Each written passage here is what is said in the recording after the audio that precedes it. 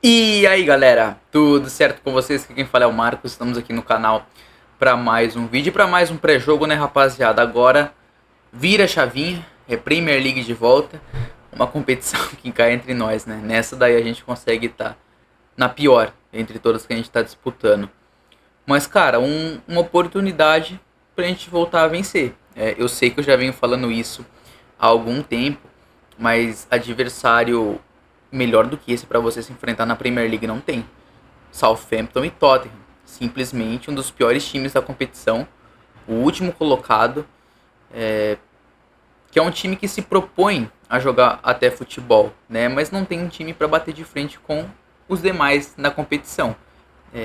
Colocou em dificuldade o Liverpool recentemente, mas o Tottenham pode se propor, cara, se fazer um jogo estável, que o problema do Tottenham tá sendo esse. É um time que não vence e não tem confiança. E um time que não tem confiança, ele não consegue jogar bem nem contra o último colocado da competição, né? Que é essa a história. Contra o Rangers foi a mesma coisa, cara. O time do Rangers não é tudo aquilo que mostrou ser ontem. Mas a falta de confiança é tão clara e tão escandalosa que você não consegue bater um time da Escócia, né? Um time da Escócia, cara. Por mais que seja o Rangers, é um time da Escócia. Mas isso tem que mudar, cara. Uma vitória tem que acontecer. O Tottenham já não ganha praticamente um mês, velho. Isso é muito tempo para um time Big Six.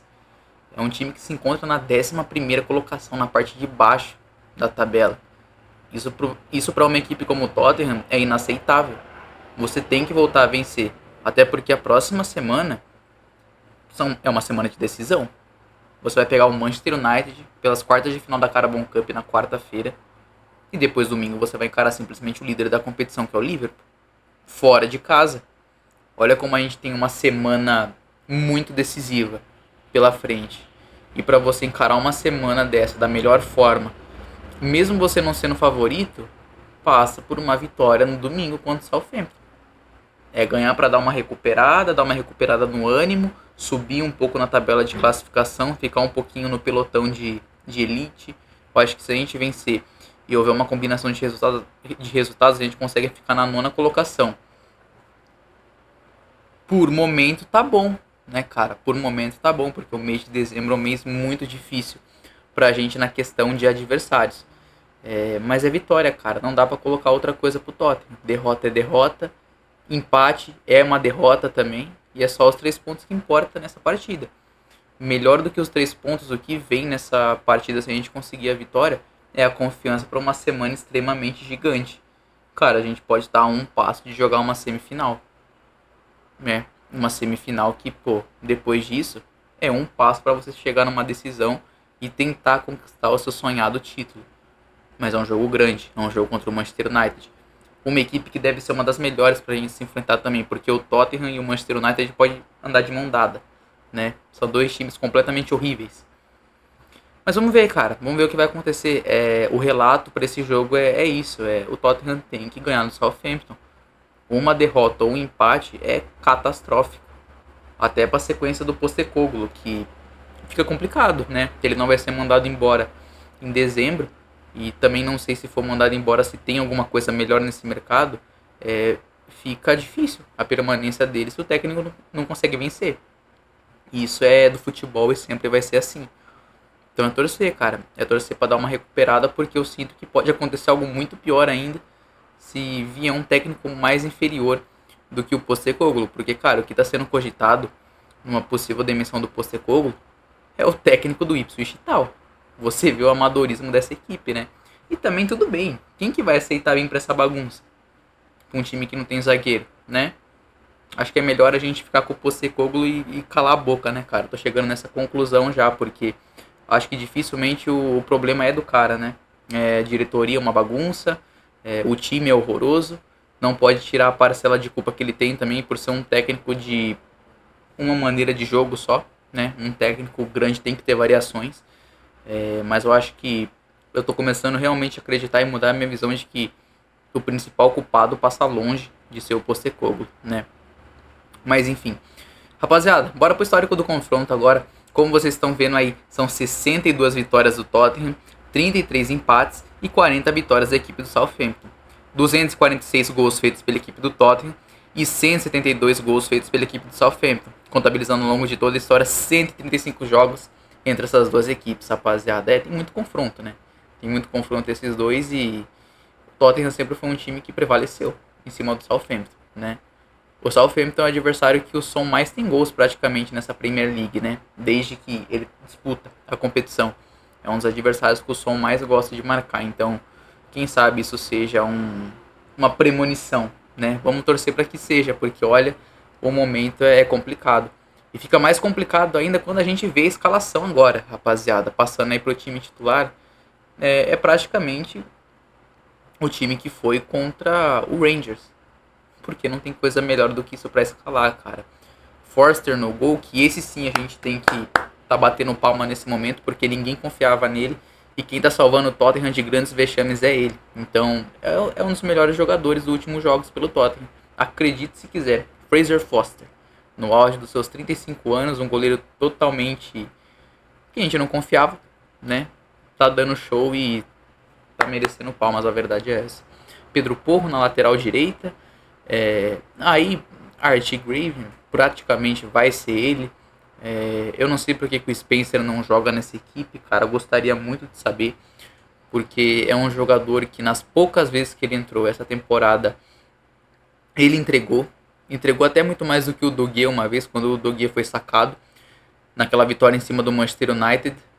Ele jogou muito bem numa posição que nem é dele, né? Me espanta o Spencer não ter tempo de jogo, né? Cá entre nós, entrar aos 90 minutos não é lá uma coisa que ele pode demonstrar. Não sei, cara, poderia ser testado como zagueiro, já que você não tem zagueiro mesmo.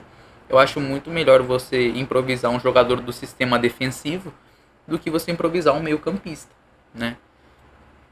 Mas enfim, acho difícil o Postecoglou fazer isso, cara. Não sei porque não tem confiança no Spencer.